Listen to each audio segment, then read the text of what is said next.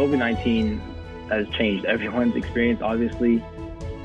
Thankfully, the school has definitely a lot of measures in place. When COVID hit, we had to make some changes very quickly. The immediate need was to transition all our spring courses to online. And we built studios that would create an environment where the faculty felt excited and safe, and where the learning objectives were being met. Virtual learning has been really hard, but it's been nice to see the professors really come out and supported our students. Professors have put in a lot of extra work to build in ways to make class interactive. They have the ability to write on the board and transmit that to Zoom. We wanted to make sure they could stand up and move around the room, so we had hanging microphones, plus enhanced video and audio, so every student feels like they have a front seat. Because everything is recorded, you get access to all the materials anytime. But they've definitely kept the rigor the same, that's for sure. But that wasn't enough. We had to bump up our game. So today, many of our classes are running in hybrid mode. And I have to say, I'm amazed at the resilience of the Hopkins community to transition seamlessly. It's definitely brought out all of these strengths we didn't even know we had, including knowing how to manage your time. COVID not only challenged me to really figure things out in my life, but it also allowed me to grow in the process. We have to be creative in the ways that we interact. Our conversations sort of have to be more intentional. And a lot of my extracurriculars have shifted in ways that have allowed us to continue building community. I still feel like I've been able to grow closer to the girls on my dance team through Zoom dance practices.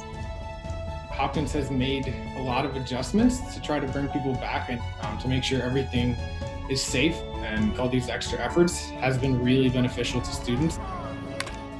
Now, looking forward beyond post-COVID, we're recognizing we can leverage the technology that we built and actually deliver to learners around the world.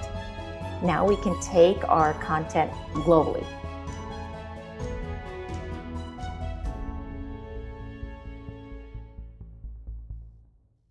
Well, good morning to all, and thank you for joining us today. For those of you who may not know me, I'm Fritz Schrader. I'm the university's Vice President for Development and Alumni Relations, and I'm grateful that you are here with us. I'm grateful for your leadership and advocacy and support of this institution. But I am also very excited to continue a tradition that we've had over the last year or so, which is bringing our volunteers into an opportunity to kind of look behind the scenes at what's going on in all parts of Hopkins. I would say even answering one of my own questions that we hear later, what have we learned out of the last 15 months? It's how useful this virtual engagement has been to giving people opportunities that simply weren't there before because of our lack of use of this technology and this environment. And I know our deans and provost will echo some of those comments later this morning in terms of how they've looked at it. But I'm thrilled to have you joining. We thought today that in particular, amongst other topics that we've covered up until this point, today we would take a look with three of our academic leaders at how have we, over the last 12 months in particular, adapted to virtual learning, the hybrid model that you heard referenced in the video, and how that's informed pedagogy and classroom structure and teaching and curriculum. But also, in addition, how does it affect the way we're thinking about the future? And so I am really thrilled to have three of my colleagues with us today whose own leadership and creativity and flexibility in these moments have really put us at the forefront of offering a virtual, in some cases, and in other cases, a hybrid model of instruction and teaching and leadership and research. And so their bios, I know, are in the event registration page, so I'm not going to prolong it by reading long CVs, but let me just tell you that I'm thrilled to have, first of all, Stephen Mckenzie. Stephen is the Executive Vice Provost for Academic Affairs. He's been responsible across the institution for facilitating and leading so many of our academic priorities, but I will highlight in particular that Stephen has done really two things over the last 15 months, one of which is particularly for the Homewood campus and our undergraduates, led the thinking around curriculum and design and teaching and instruction at the Homewood campus. Stephen is a longstanding member of the Bloomberg School faculty who moved into the provost office some years ago. In addition, Stephen has been, because of his scholarly work, the cornerstone of how do we navigate COVID. Stephen is sort of the go-to on what's happening, what are we learning, what do the scores tell us, and so on. So Stephen played two really important roles. Second, I want to introduce my colleague, Fred Bronstein, who is the Dean of the Peabody Institute. Fred is an extraordinary leader within Hopkins, has really created a view for how did Peabody adapt to last March, the virtual instruction of music and performance. I have to say in the video, I had never noticed before the face masks with the zippers to allow for wind instruments to be performed, which I thought was fascinating. And I know lots of you will have questions for how do you teach music? How do you teach performance in this kind of environment? So Fred, we're thrilled to have you here with us. And then Ellen Mckenzie, who is the Dean of the Bloomberg School of Public Health. Amongst so many other things, the Bloomberg School has been front and center in our world, most prominently over the last 15 months. It's hard to go a day without experiencing something where you don't see the Bloomberg School featured, our Coronavirus Resource Center featured, which has a strong anchor, Jennifer Nuzzo, so many of her colleagues and Ellen's colleagues at the forefront. But in true deference to the strength of the Bloomberg School, Ellen's team was ahead of virtual instruction, online instruction, years before COVID was even on our radar. So it brings also a different perspective. So thanks to each of you for not only your leadership, but for joining us today with our volunteers. What I thought I would do, and I want to encourage our participants who are joining us to post questions that I can come to later in probably the second 25 minute block. But I'm gonna start by asking each of you to expand on the brief introduction that I just offered and talk about what you've done, how you've led over these last 15 months, and Ellen in particular, how the 10 years of online instruction that the Bloomberg School has experienced informed your thinking. And Ellen, with that, I'm gonna actually start with you to talk about what has the Bloomberg School been doing up until now, and then what have the last 15 months been like in terms of teaching and instruction? Sure, and thanks, Fritz, and thank you all for being here. It's a pleasure to join you in this very important and critical and interesting discussion.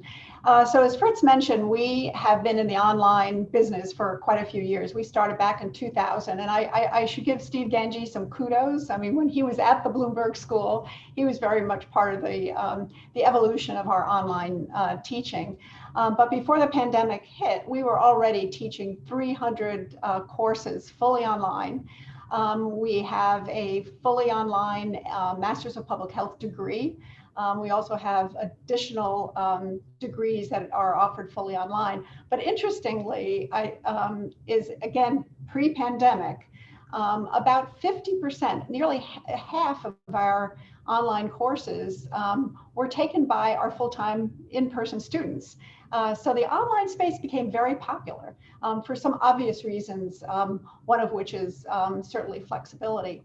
So when things hit back last spring, it was a little bit easier, I guess, for us to, it was not easy overall, but maybe a little easier just because we had so many classes online already, but it didn't mean that we hadn't, we had to put other courses, many other courses into the virtual space. And just very briefly, you know, we went from that to the spring. So we were fully online last spring, fully online in the fall. And then when the spring came, we decided, unlike Homewood, we decided to only offer 1 hour face-to-face instruction a week for those students who this year was their only year on campus. So these are students who were in 1-year programs. And that worked well, and we're going to continue that through the summer, just to be on the safe side and manage things. But then come the fall, we're going to be opening up within the guidelines, obviously, of the university.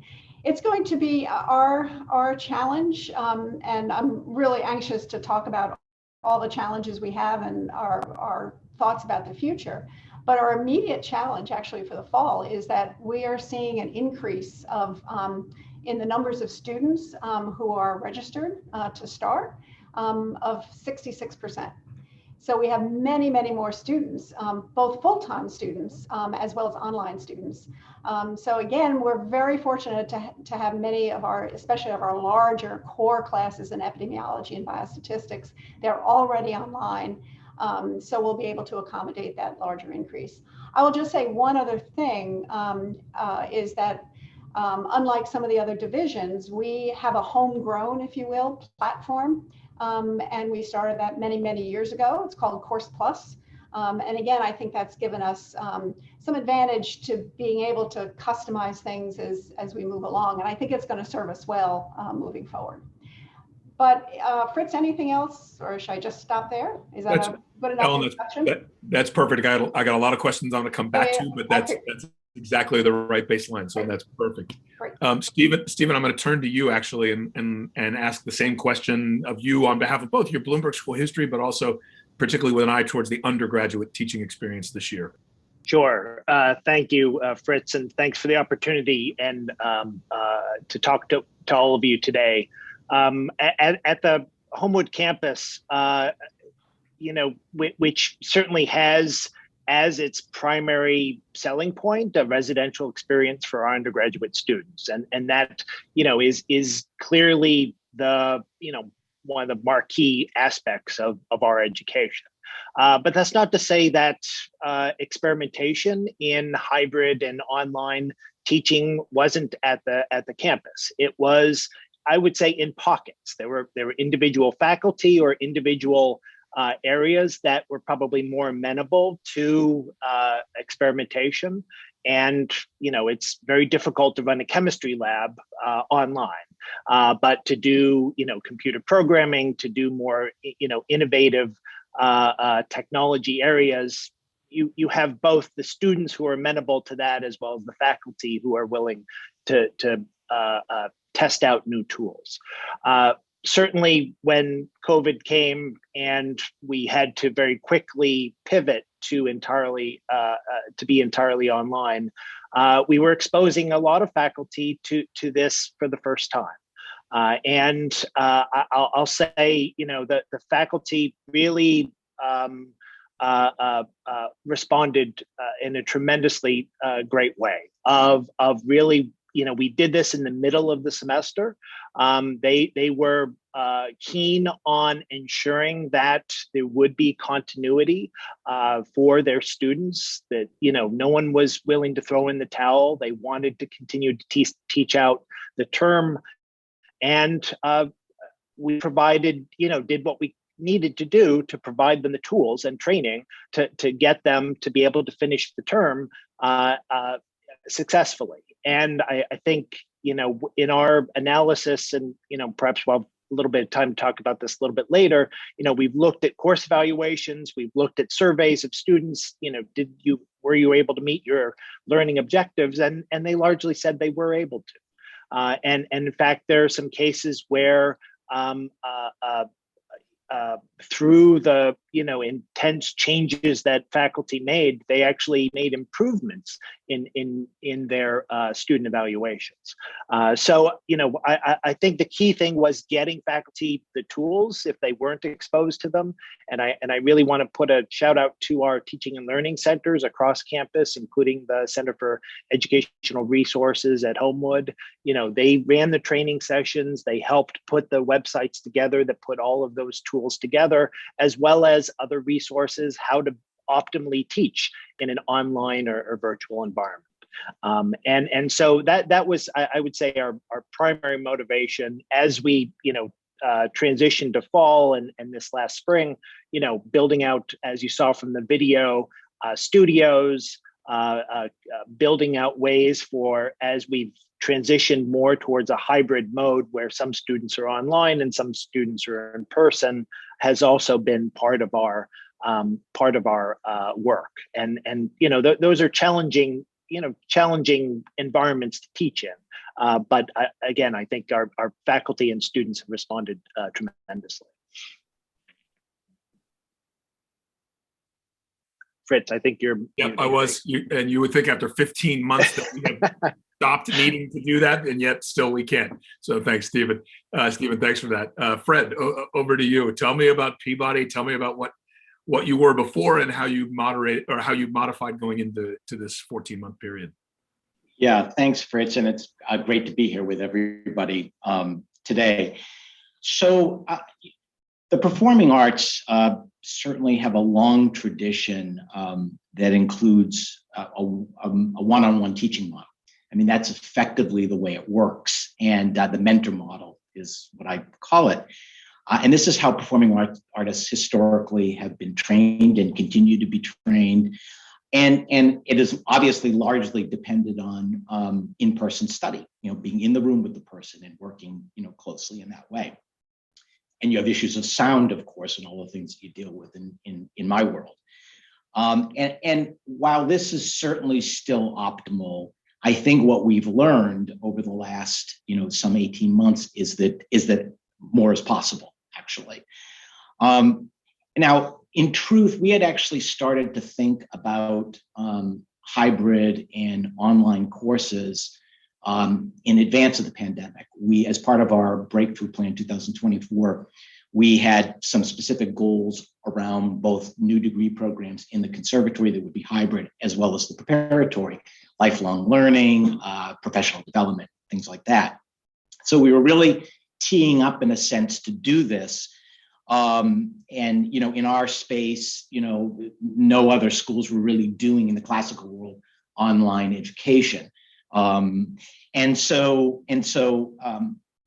pre-pandemic, we were preparing. In order to do that, we were building up our academic technology and instructional design team at Peabody, and getting ready, of course, for all of us. However, when the pandemic hit, of course, what that did was it accelerated everything.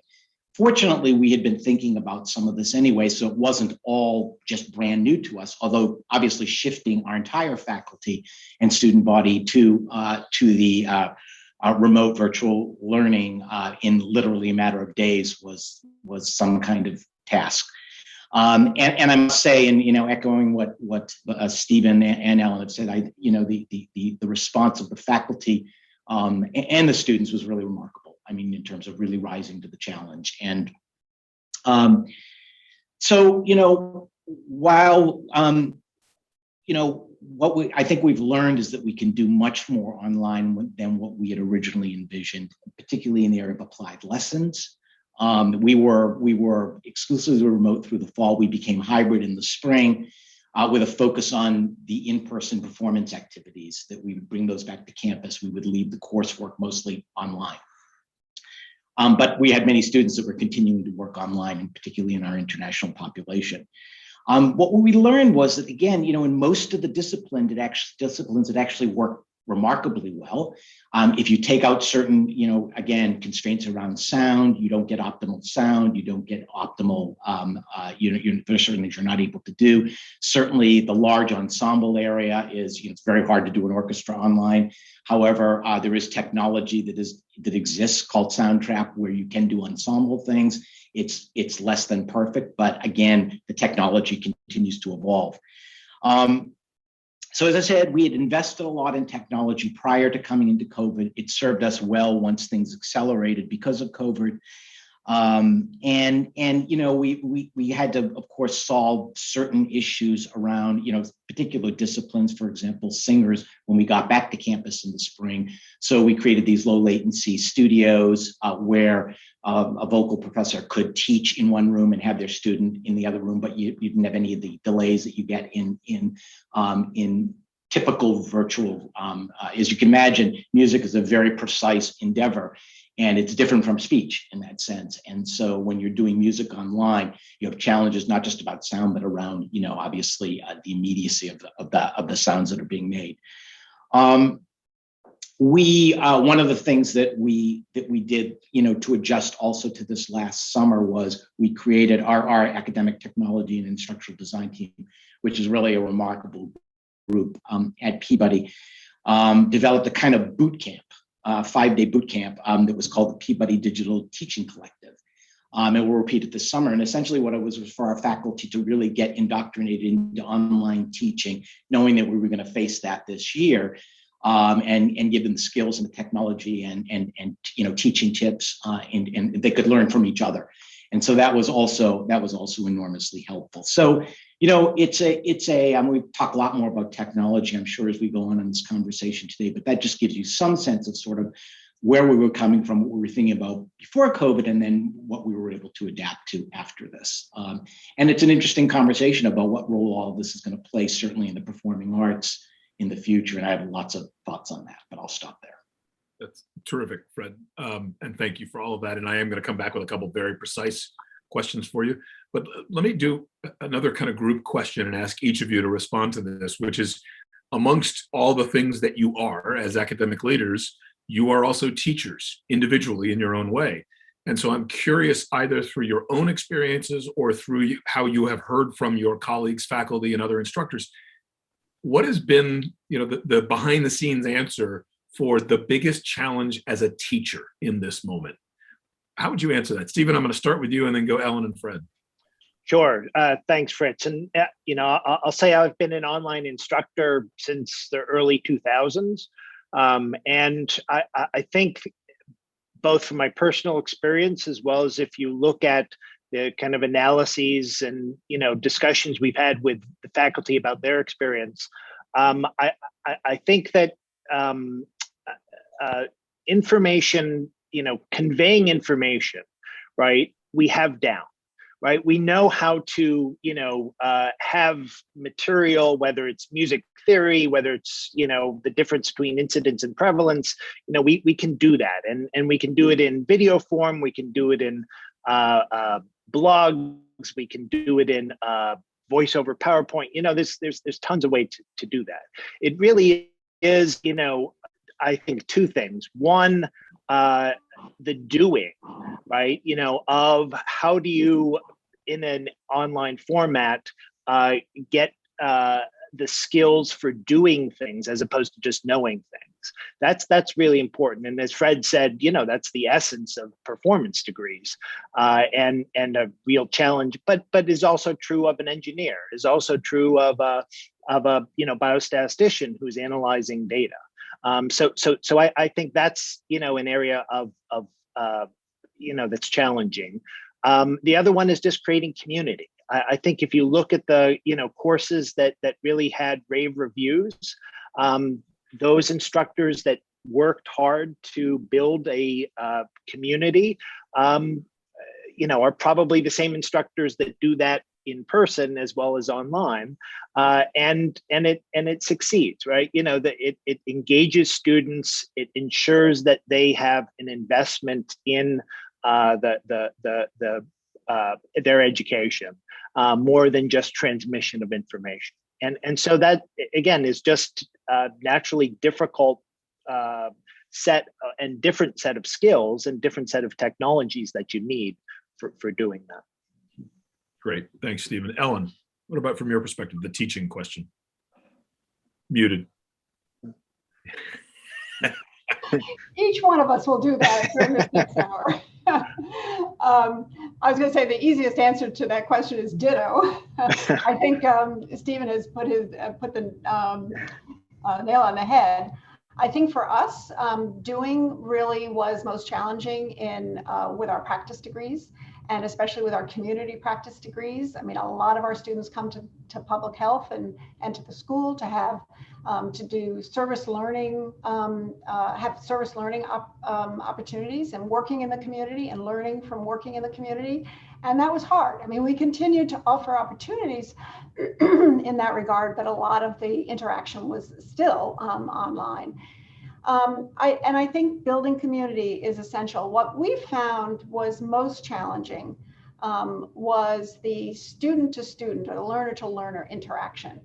We were able to get the learners connected with the faculty, and in the reviews of all our programs, albeit there's variation course by course, but by and large, our students were very laudatory of our ability to connect each of the students to the faculty who were teaching. But what they said was that was all great. And there are tricks that one can, not tricks, but best practices one can use to increase that interaction. But where they still felt things fell down was the engagement across students. Again, you can have breakout rooms and you can do all that, but it's not the same as, you know, going for a cup of coffee at the daily grind or leaving class and having conversations with your, as you're leaving the classroom or going into the classroom. So I think our biggest challenge in moving forward is really focused on how to create that engagement.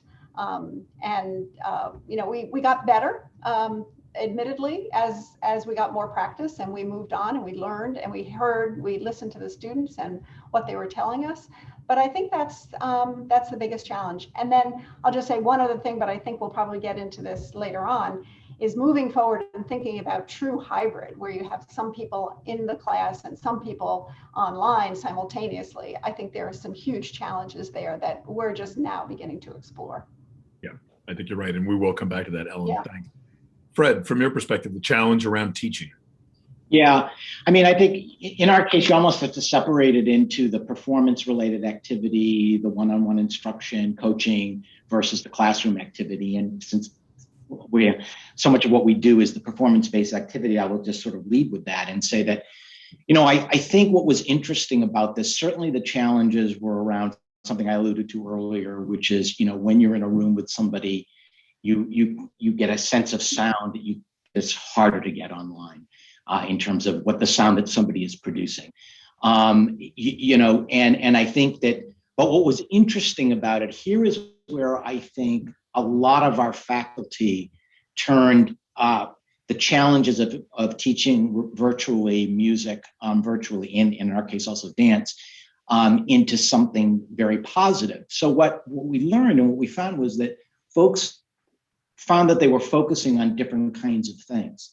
They took it as an opportunity to, for example, you know, if you're in a room and you're coaching, I happen to be a pianist, and you're coaching a pianist, and you're listening to the sound, you're sort of getting the whole ambiance of that, as opposed to if you're watching online and you may be watching their hands. You may be, it isn't to say you don't watch their hands when you're in the room with them, but you may be more focused in a way. There's almost a kind of objectivity that you get in a strange way that you don't get when you're sort of surrounded by the environment. And I think I'm just using that as an example because I think what's interesting is those are the kinds of things that I think people found they were able to think about some of the things that maybe they hadn't thought about as much in terms of their teaching. And they adapted it in that way and didn't try to do something, for example, with sound that you couldn't do, you know, naturally. I think also the other thing that has to be said is that, look, you know, people have uneven access to technology. I mean, we did our best to get technology into the hands of both students and faculty, and I think we did a good job of that. And we went so far as to, in the case of our dance students, we sent portable dance floors to their homes so that they could work, you know, on a real dance floor.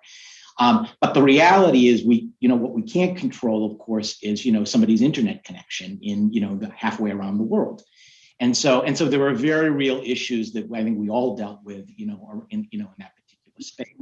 But again, I think for me, what was really interesting about that was to see our faculty and our students adapt to working on different kinds of things and using this opportunity to do that and explore learning and teaching in a different way and not try to exactly replicate what you would do in the room with somebody. Yeah. Fred, can I stay with you for a minute, just because you referenced this in your first set of comments, the technology that is particularly unique in the performance and music instruction space. And you talked about ensemble technology. Can you elaborate on that a little bit more and just give everyone a sense of what is actually involved in trying to make that work virtually from a technical standpoint? Yeah, so I mean, I think that, you know, in the case of, so I would say a couple of things. First of all, in this whole area of technology, and again, we could spend 3 hours talking about this, and I'm no technology expert either, I will tell you. But I will say that, you know, one of the things that I've observed is, and I'll just share a very brief anecdote. So about 20 years ago, when I was still in the orchestra world, I was, you know, a lot of folks that I would work with, one of whom was the violinist and violist Pinchas Zuckerman. And Pinchas at that time was doing distance learning teaching, and he had students. He would be traveling around the world, and he would teach online. I mean, nobody else was doing that in the world of music at that point. And he summoned me to one of his teaching places when I was in New York. He wanted me to see him do this. Well, of course, 20 years ago, it was incredibly crude, right? And I mean, you could almost not hear, it was crazy. And so I say that because, what's happened is we're seeing this remarkable acceleration in technology, as we see it in all areas. And I think what's going to happen and what's going to continue to happen is that's going to evolve. It's going to grow. And I think it's going to grow at an accelerated pace. The quality of the technology, what you're able to do with the technology. I mean, today you can actually, you can step into a virtual reality experience and be like you're in the middle of an orchestra, observing what's going on or being on the podium with a conductor. And while it's not used every day now, you can imagine, 5 or 10 years from now that somebody goes, at home, puts themselves into a virtual reality experience for a performance like that. So, what we have right today, what we have now, I would say is, some of it is more advanced than some technology is more advanced than others. Some of it is very crude. I reference Soundtrap, and I only say that because, that's some technology you can use for putting ensembles together. And that's when you see, when you've seen some of those virtual performances with everybody in the box, and we've all seen those, and you've got an ensemble playing. But the reality is it's very difficult to do that, almost impossible in real time. You can do more with smaller ensembles, and I said, certainly with individual players you can. But I think we're going to see a continued acceleration of the development of the technology, if for no other reason because of what COVID has done, and it's going to be interesting to see what's possible, 2 years from now, 5 years from now, let alone 10 years from now. That's great. Thanks, Fred. And John and Rachel, I see your questions coming in, so just know that I'm going to come to those soon. And so I would encourage anybody else to post a question if you want to make sure we get to it. Ellen, I want to turn to you and ask a question that you kind of alluded to earlier, but I want to expand on it, which is knowing that the Bloomberg School has had such a base of online education for decades. What have you and the leadership in the school learned about the last 15 months that will impact the way you look at the next 10 years of access and online teaching and online instruction? Sure. And if you would indulge me, I think what the last year and a half has brought to us is it was not just about the pandemic.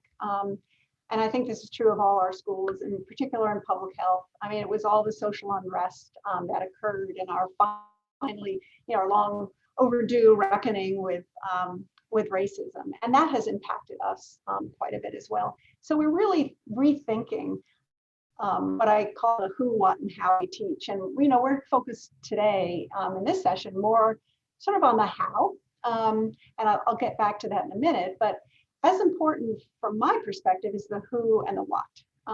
So we're really thinking and we've always tried to bring in a very diverse student body and bring in students who are outside the traditional disciplines that you would typically think of public health in terms of nursing and medicine, and really bring in students that cross sectors in society, like a police officer or an educator or a housing official, and bringing those people and teaching them about public health. So that is, and that again, what Fred was saying before, we were thinking about all of this before the pandemic, but the pandemic and all the social unrest and what's happened over the last several months has just accelerated our thinking along those lines. And then the second thing is in terms of the what.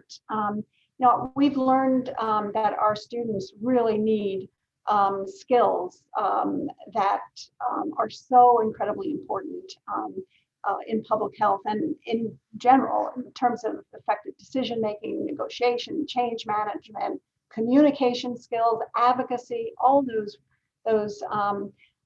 cross-cutting skills are more important now than ever before. And then finally, the how. What we've learned is that yes, we can do this, and we're good at producing fully online classes, and we've gotten good at that over the last many years. But what we're struggling with now is how to marry the online with a in-person, the hybrid model, where you have some people, some learners in class, and then you've got other learners are dialing in from wherever. And this is an opportunity and a challenge for all of us, but we're taking this very much. This is core to what we're thinking about for strategy at School of Public Health, and developing, not just allowing. The simple thing would be to say, okay, we're going to have an in-person class, and the technology has gotten better and better with even just over the last year or so. With all the microphones and cameras, we're doing a good job of that. But we have to do more than just have people zooming in and taking the class. We've got to find models that take advantage and leverage the advantages of both modalities, the in-person modality and the remote or online modality. And that's what we're trying to focus our efforts on now, is how to create a better experience when you have the two together. And for us, this is going to just open, we're a very global school to begin with, but this is just going to open up amazing opportunities for us, where we can really deliver on our global to local and local to global learning and doing. If we can have, and that was one of the things that students and faculty liked more than ever about the past several months, is that they had students from around the world, and they were interacting with each other. And yes, we've done some of that, but we've done it so much more over the last several months, and it creates an incredibly exciting environment. That's great, Ellen. Thank you. Stephen, I'm going to kind of take that same question and turn it to you, but add two bolt-on questions. And there's some great questions coming in that I want to try and approach here. But Stephen, just specifically thinking about Homewood and the undergraduate experience, what have we learned about the last 15 months that will impact the way that we're thinking about this going forward? And can you append to that the question that actually I think all three ought to answer, but I'm going to start with you, which is, as we think about defining the value proposition of in-person residential learning, distinct from online learning, and the cost and tuition and fees difference between the two, how do you think about what we've learned over the last 15 months and how we define that in-person residential proposition in sort of what we've learned about online delivery? So two-part question, really. Sure. Thank you. And so looking backwards before looking forwards, we've had, as I alluded to before, some assessments of how we've done, right? And over the last year, looking at student evaluations, looking at other surveys. And again, I think we have shown that we were able to deliver what we, needed to do. There are pockets of concern. We want to be sure that we're reaching all students and not just those that are, have a stable environment where they have a good internet connection and a quiet space, right? We have to recognize, that there's just a lot of heterogeneity in people's lives, technology, elsewhere, as well as, the other thing that is important to remember is just learning styles, and I think that one of the things that we've tried to foster over the last last couple of years has been embracing the idea of universal design for learning, right? Which is, an approach that focuses on, in some cases, it's focusing on how the teaching is done as opposed to necessarily what is actually taught, and thinking about when designing a class to make sure that it is using a variety of different techniques in both conveying information, making assessments, et cetera, that's meeting all of the students where they are. And it's been I would say here at Hopkins, a grassroots group across the different schools, definitely connected with the Centers for Teaching and Learning that have helped faculty understand, that maybe the best way to approach your course is not, 4 hours of lecture a week and a high stakes exam, right? Let's think about redesigning that so that, you know, you're building in projects, you're building in experiential learning, you're moving the content delivery in an asynchronous manner and using the in-person components for, you know, more active learning. And I definitely think that that's permeated through the campus. So you know, we've learned a lot, you know, again, from the experiences of students, the feedback that they've given us about you know, instructor literacy, about designing a course. You know, I'll say, I remember teaching online for the first time, and when, you know, back when we would teach online, we would assign an instructional designer to work with a faculty member, right? I've been teaching in person, right? I was never assigned an instructional designer, right? You were just told, go, you know, go into summer hall, go and, you know, go lecture in front of 200 people.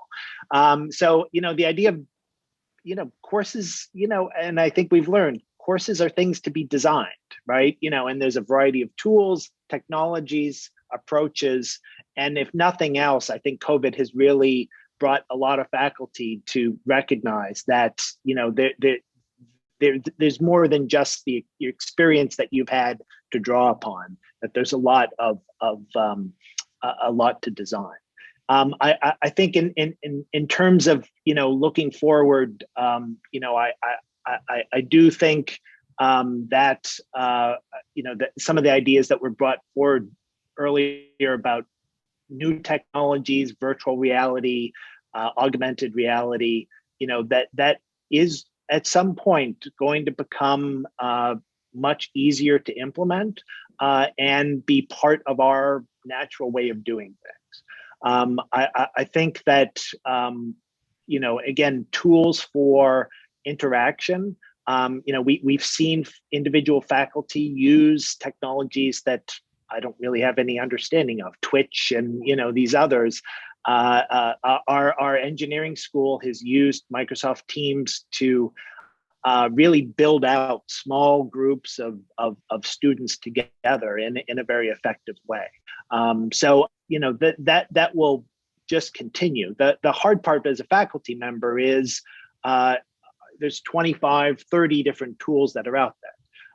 Do I have to learn something new every semester?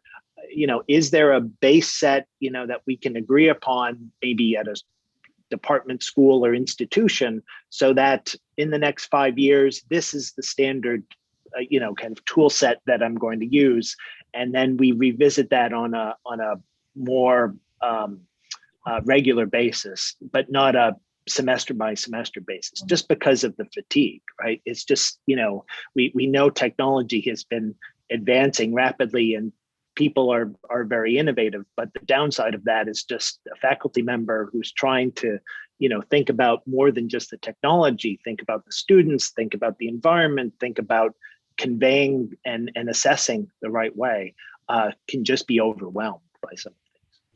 Yeah, and Stephen, while you're unmuted, can I get you to respond to a question that's come up? Just 30 seconds. What is, the university has announced that all students are required to be vaccinated to be back in person. What is our approach going to be to testing, COVID testing come fall in that context? Sure. So testing has been a cornerstone over the last year of one of our protective measures. And as vaccinations, you know, are now going to be required, for those that are vaccinated, we're phasing out testing. For those that remain unvaccinated, whether, you know, and there are reasons for people to choose not to be vaccinated, we still think some protective measures are necessary, and testing is going to be a requirement for those that aren't vaccinated. So we'll be scaling it back as we, you know, build the systems to collect vaccination information, and limiting it to those who are vaccinated. Terrific. Thanks, Stephen. Fred and Ellen, a question's come up about your school's in particular work in Baltimore and the community part of your work. Fred, I think about Tuned In. Ellen, you've got, you know, an endless list of things. The question really is, has the pandemic affected your work in the community, both in a positive and or negative sense? And how do you think about that now moving forward? So for both of you, Fred, do you want to start? Sure. So you're correct. I mean, community engagement has been an important aspect of, in recent years for Peabody, our how we're thinking about our relationship with the community, and thinking about it from the perspective of our students. That we want to, as we think about training 21st century artists, community engagement is a critical part of that work. And so giving them experiences, whether it's, as an artist in residence living in a senior center or a senior facility, or whether you're working with various school groups or in homeless shelters or doing work in a prison. The point is that this work is really important. It has certainly been impacted, in terms of the last 18 months. Our ability for students to be out and they haven't been able to be out, nor have faculty. So we've done some things remotely, including the work that we're doing, the Music and Medicine Project, and some remote things at the hospital. But we are, we're looking forward to, in the next academic year, being able to get a lot more things in the community the way they were before, because it is a really important part of the breakthrough curriculum and the training that we're trying to provide our students. It's not all about just, spending 8 hours a day on your instrument. You need to be able to figure out how to make what you do relevant to a wide swath of people. Great. Ellen? Yeah. So there's no doubt that the pandemic has impacted our ability to work with the community, and that is as similar to what Fred just said. This is a pillar for us, and we, in our strategic plan that was written a couple of years ago, we identified partnerships and working in Baltimore per se as particularly important. So we've very much committed. We have been able to do some things. We continue to work with the community. Again, either working online. We did a lot of contact tracing and working in that, and a lot of that contact tracing can be done remotely. So our students got practice experiences along those lines, but they also got experiences with mobile testing vans, mobile vaccination sites, and it was absolutely wonderful to see our students, really the students who were in Baltimore at the time, really kind of jumping right in, and they were just looking for opportunities to work in the community. I think overall, I think it's just heightened the awareness of the importance of working in the community, with the community, more so than ever before. And people, as Fred said, people are really anxious to get back to more, face-to-face work in the community. But we've been able to keep relationships going and working in meaningful ways, and addressing some needs that the community has come to us with. Great, thanks, Ellen. So there's some really interesting questions coming in. I'm gonna open one up to all three of you to see who feels drawn to respond quickly, but it's or drawn to respond. The question is really about technology, and I'm going to rephrase it a little bit, which is, what are you finding lacking right now in this virtual instruction technology? And if you could wave your magic wand and sort of solve one thing in the next 30 days from just a pure technology standpoint supporting our work in the virtual and hybrid classroom, what might it be? That's easy for me. It would be, and in two things. It would be an immediacy of transmission of sound, so that you had no delays. Mm-hmm. And the second thing would be equal accessibility. If I could wave my magic wand. Ellen, Steve, anything to add to that? Go for it, Steve. Well, so there are a lot of technologies that are out there. The learning curve, in some of them is just long. I think that just more models, kind of off the shelf models for many of these things that faculty could just pick up and implement would be just a tremendous help. I don't see, I see a lot of interest in faculty, for engaging and thinking creatively, but there are only so many hours a day. And to some extent, a lot of technologies offer too many options, right? And allow for so much flexibility. Here is some modules that you can adopt, right? For very specific things. Let's say, you want to have something that builds a online cafe, right? And you don't have any other way, you don't want to do it through Zoom. You want to have a more interactive, right? It'd be nice to have one module, or something that we could just pick up, a faculty member could just implement. That's what I see is just a challenge in all of these technologies. I would just add to that. I mean, I think you're absolutely right, Steve. That is the big challenge. There's a lot of great technology out there, and faculty are having a hard time, especially some older faculty, to really be able to embrace that technology and learn it quickly. One of the things we did, and we're going to continue and grow, is we put together a sort of teaching, and we have obviously a Center for Teaching and Learning who are amazing, but we've also stood up a Teaching and Learning Council, which is made up of faculty, peer mentors, and faculty who are really into this space and are great with the technology, who can teach their fellow faculty some tools, and then also identify teaching fellows, senior graduate students, again, who are just on top of all of this. And having one from each of the departments and having them continue to identify new technologies and work with their faculty and fellow TAs to implement the technology, because I think that translation piece is critical. Great, thank you. And Steve and Ellen, I'm going to stay with you just for a moment, because there's a question that is not about instruction and technology, but really is a public health question.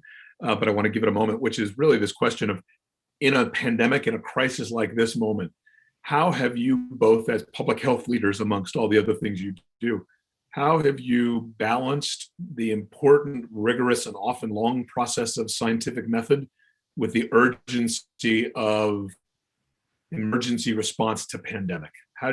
It's an existential question that we don't have an hour to do, but just any thoughts on the balance and the tension? Go ahead, Ellen. Yeah, thanks. I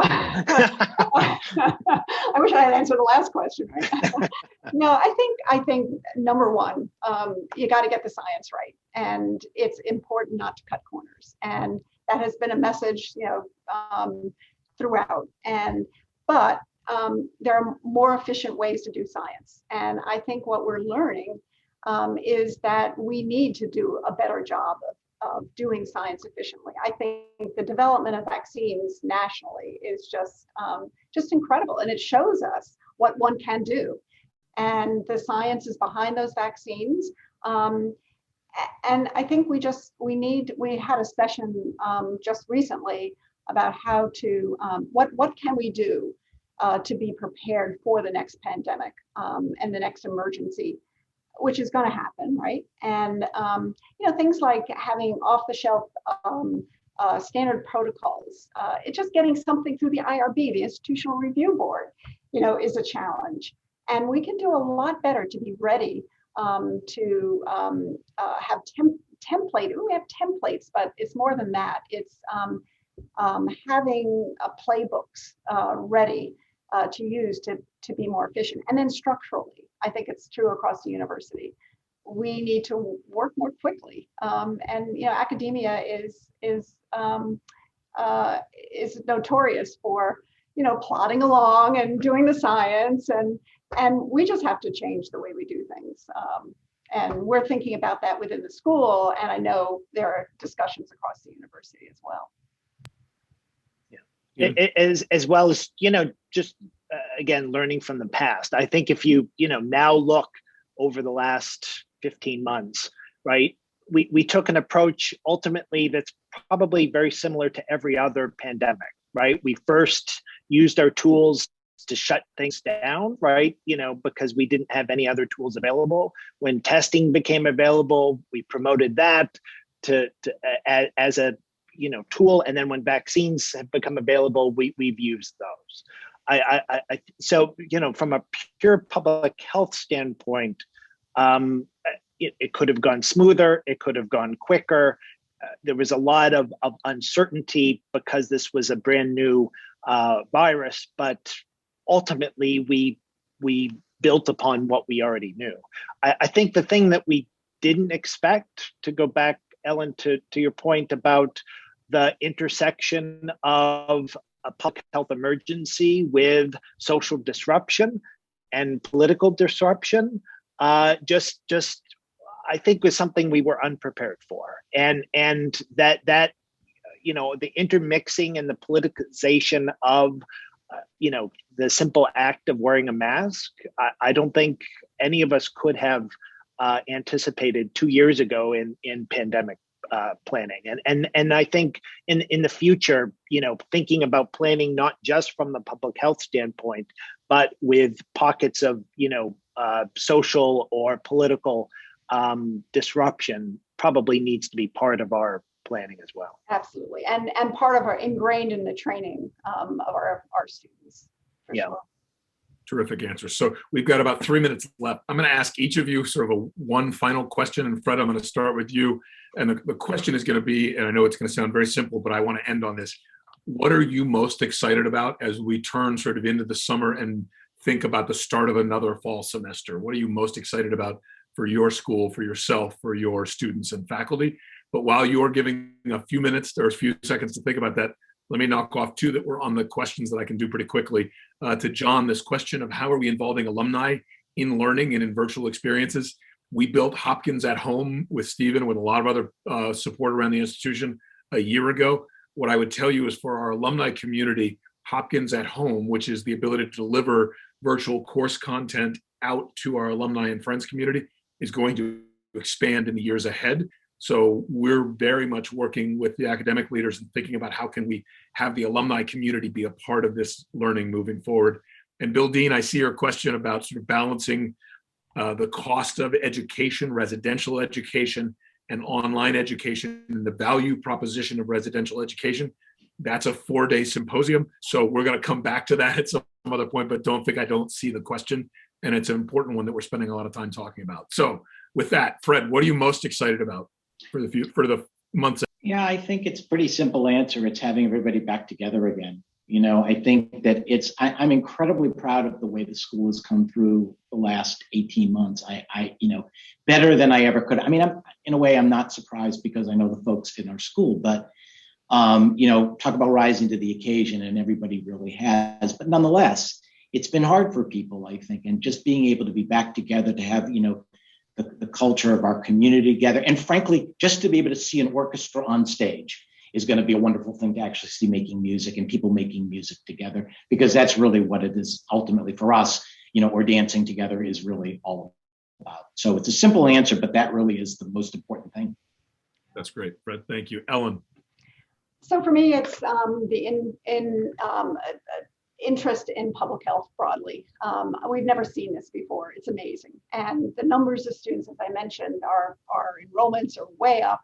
And people have discovered public health, and the public has developed an appreciation for public health. This is our time to really, really make a difference. And it's so exciting to be at this point in time. And I think that's what, as all the challenges that we're facing across the board, that's what keeps our faculty and our students motivated to do better and better. In our strategic plan, we talked about extending our reach beyond the walls of the school. Well, we're doing that in spades now, and what was said before, the pandemic and everything else that has happened has just accelerated our commitment and our ability to deliver on that goal. So it's an exciting time. Terrific. Thanks, Ellen. Stephen, what about you? Yeah, when I introduced myself as a professor of epidemiology, I don't have to describe what epidemiology is anymore. I think the fact that COVID has changed the world, right? It's changed how we do things. I'm looking forward to people being motivated for change. The exposure of digital and online, is the entire faculty and entire students. And I'm looking to see how we can harness that creativity and the lessons learned for building a better institution. Terrific. So perfect way to close this out. Thanks to the three of you. What I would say to our friends who are gathered today, you just experienced three extraordinary scholar leaders, which is what Hopkins is all about. And so my heartfelt thanks to Fred and to Ellen and to Stephen for their time this morning, to you all for your time joining us. We are really excited, and I think word just got out about our Volunteer Leadership Summit. So you should have gotten a virtual announcement earlier. You will get a printed written announcement. It's going up on the screen right now. Volunteer Leadership Summit is coming up the first weekend in October, October 1st and 2nd, 2021. So we look forward to gathering together safely and celebrating your leadership as volunteers for this institution. So Ellen, Stephen, and Fred, thank you so much for your time this morning. Thank you. Thank you. Good to see everyone. Yeah. Have a great day, everybody. Bye-bye.